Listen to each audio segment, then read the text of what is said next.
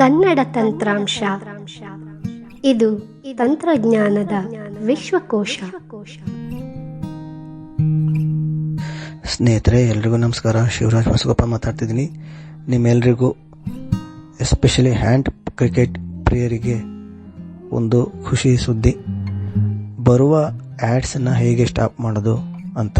ಇದು ಕೇವಲ ಹ್ಯಾಂಡ್ ಕ್ರಿಕೆಟಿಗೆ ಅಷ್ಟೇ ಅಲ್ಲ, ಬೇರೆ ಕೆಲವು ಆ್ಯಪ್ಗಳಲ್ಲೂ ವರ್ಕ್ ಆಗುತ್ತೆ. ಹ್ಯಾಂಡ್ ಕ್ರಿಕೆಟಲ್ಲಂತೂ ಖಂಡಿತ ವರ್ಕ್ ಆಗುತ್ತೆ.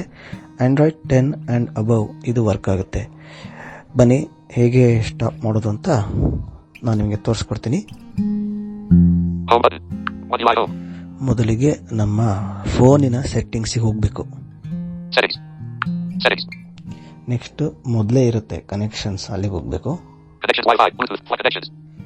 ನೆಕ್ಸ್ಟ್ ಕೆಳಗಡೆ ಬಂದರೆ ಮೋರ್ ಕನೆಕ್ಷನ್ ಸೆಟ್ಟಿಂಗ್ಸ್ ಅಂತ ಇರುತ್ತೆ, ಅಲ್ಲಿಗೆ ಹೋಗಬೇಕು. ನೆಕ್ಸ್ಟ್ ಅದರಲ್ಲಿ ಮೊದಲನೇ ಆಪ್ಷನ್ ಅಲ್ಲ, ಎರಡನೇ ಆಪ್ಷನ್ ಅಲ್ಲ, ಮೂರನೇ ಆಪ್ಷನ್ ಅಲ್ಲ,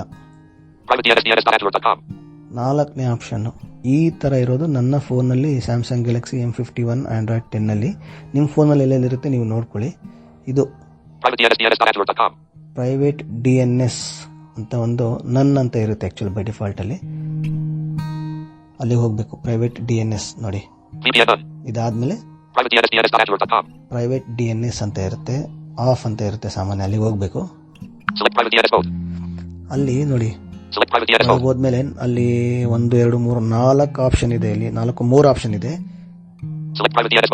ಸೆಲೆಕ್ಟ್ ಪ್ರೈವೇಟ್ DNS ಮೋಡಲ್ಲಿ ಮೊದಲು ಫಸ್ಟ್ ಆಫ್ ಇದೆ. ಆಕ್ಚುಲಿ ಆಫ್ ಇದೆ, ಆಫಿಗೆ ಚೆಕ್ ಆಗಿರುತ್ತೆ, ಅದಂಗೆ ಬಿಡಿ.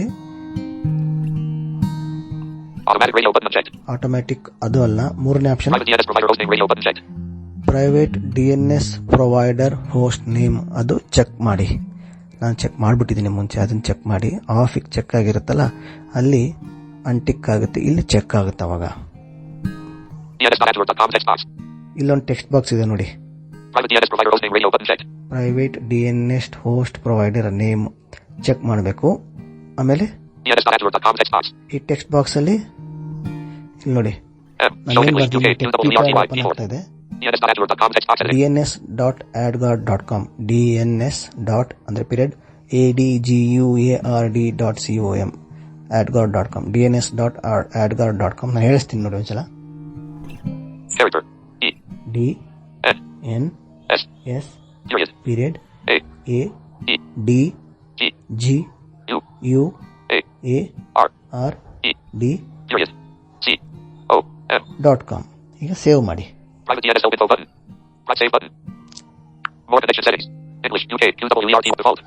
ಇದು ಆಗಿತ್ತು. ಈ ತರ ಮಾಡಿದರಂತೆ ತುಂಬಾ ಜನ. ಅವರೆಲ್ಲ ಆಡ್ ಬರ್ತಾ ಇಲ್ವಂತೆ ತುಂಬಾ ಜನಕ್ಕೆ. ನೀವು